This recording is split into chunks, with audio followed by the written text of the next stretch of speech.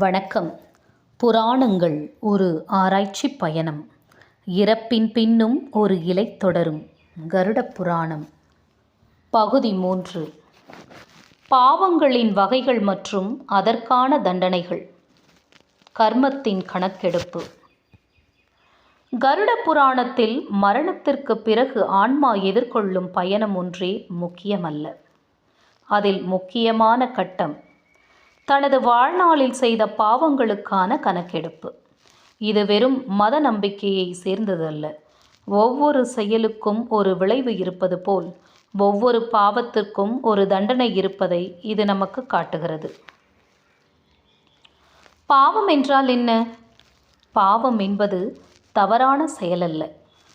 தவறை செய்த பிறகு மனதுக்குள் ஒளிந்திருக்கும் உணர்வுகளை நீ தட்டி எழுப்பவில்லை என்றால் அதுவே பாவமாகிறது. கருட புராணம் இதை கூறுகிறது. யத்கிருதம் மனசா காயனே வா வாசையா புண்ணியமவா பாவபவமா.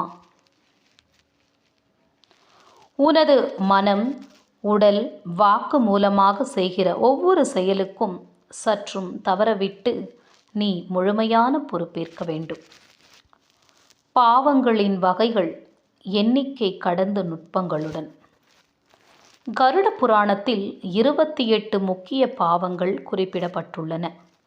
ஆனால் அவை மட்டுமல்ல, மனித வாழ்க்கையில் செய்த செயல்களை 3 முக்கிய வகைகளாக வகைப்படுத்தலாம். காய்க பாவம், உடலால் செய்யும் பாவங்கள். கொலை, கொள்ளை, பாலியல் வன்முறை, வனவிலங்குகளை வேட்டையாடுதல், மற்றவரது உடலை பாதிக்கும் செயல். 2. வாசிக பாவம், வாக்கால் செய்யும் பாவங்கள். பொய் சொல்லல், பிணை சொல், சபிக்கப்பட்ட வார்த்தைகள், வஞ்சகமான புகழ்ச்சி, அழுக்கு விமர்சனம், உளறல். 3. மானச பாவம், மனதால் செய்யும் பாவங்கள். பிறரின் செல்வத்தில் ஆசை வைப்பது, பெண்கள் ஆண்கள் மீது காம ஆசை, ஒருவரை இறக்க வேண்டும் என்ற எண்ணம், பொறாமை, தீய எண்ணங்கள் மூலம் நன்மை பெற விரும்பல்.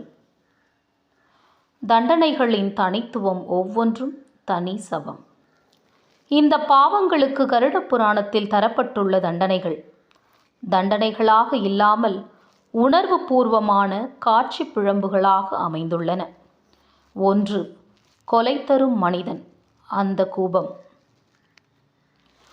ஒருவரை விரோதம் அல்லது இழிவான எண்ணத்தால் கொன்றவர் அந்த கோபம் எனும் நரகத்திற்கு செல்லுகிறார். அங்கே அவர் எந்நேரமும் அந்த வரலாற்றை மீண்டும் மீண்டும் அனுபவிக்கிறார், ஒரு பிணமாக.